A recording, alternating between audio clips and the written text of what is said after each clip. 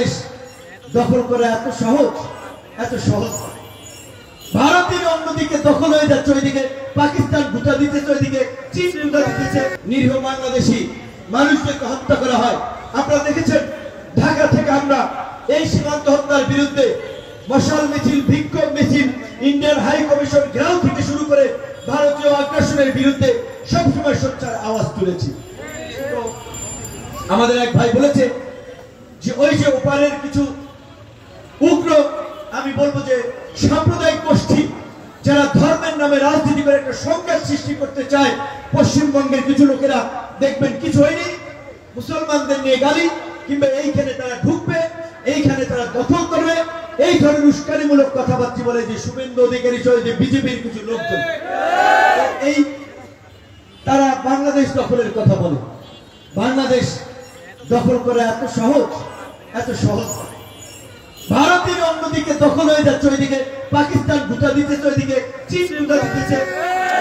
আমার দেশের মানুষ সীমান্তে মরে, সরকারের পক্ষ থেকে একটা প্রতিবাদ করে নাই, বরঞ্চ সরকারের মন্ত্রীরা নির্লজ্জ বেহায়ার মতো বলেছে ভারতের সাথে আমাদের স্বামী স্ত্রীর সম্পর্ক। এবং এই নির্লজ্জ বেহায়ারা জনগণের প্রতিরোধের মুখে দেশ থেকে পালিয়ে এখন ভারতে আশ্রয় গ্রহণ করেছে। অনেকে দেখেছে নাম পরিবর্তন করেছে, মুসলমান থেকে হিন্দু নাম দিয়েছে বাঁচার জন্য। তো তার মানে এটা প্রমাণিত যে আওয়ামী লীগ ভারতের একটা এক্সটেনশন, এইখানে ভারতের একটা দাস গোলামি করা রাজনৈতিক দল।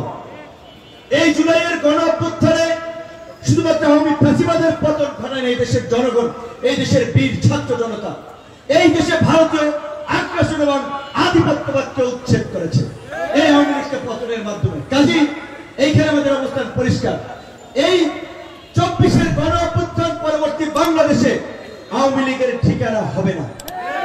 আওয়ামী লীগ এদেশে আর রাজনীতি করতে পারবে না। পৃথিবীর ইতিহাসে এই ধরনের জঘন্য গণহত্যা এবং বর্বরতার পরে কোন রাজনৈতিক দল রাজনীতি সেই দেশে করতে পারে নাই।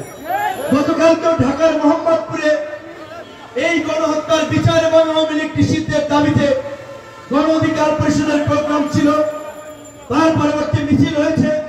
আমরা পরিষ্কারভাবেই বলেছিলাম আওয়ামী লীগের সাথে আমাদের কোনো আপোষ হবে না।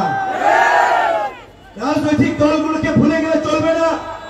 রাজনৈতিক দলগুলোর এই সুবিধাবাদী ভারতবাদী চিন্তা ভাবনার কারণেই 16 বছরে তাদের ডাকে জনগণ রাস্তায় নামে নাই, জনগণ আন্দোলন সংগ্রাম করে নাই।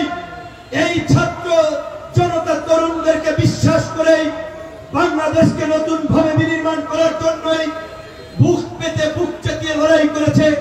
আমি আপনাদের এই প্রোগ্রাম আসার আগে আমাদের শ্রমিক নেতা পঞ্চগড়ের সাজু এই গণ অভ্যুত্থানে নিহত হয়েছিল, তার কবর জিয়ারত করে এখানে এসেছি। বন্ধুগণ, আমরা যেটা বলেছি বাংলাদেশের ইতিহাসে 71-এর মুক্তিযুদ্ধ থেকে শুরু করে 90-এর স্বৈরাচার বিরোধী আন্দোলন, 2024-এর গণ অভ্যুত্থান, যত আন্দোলন সংগ্রাম হয়েছে প্রত্যেকটি আন্দোলন সংগ্রামে সাধারণ শ্রমিক কৃষক এই জনতা লড়াই সংগ্রাম করেছে, কিন্তু তার ফল ভোগ করেছে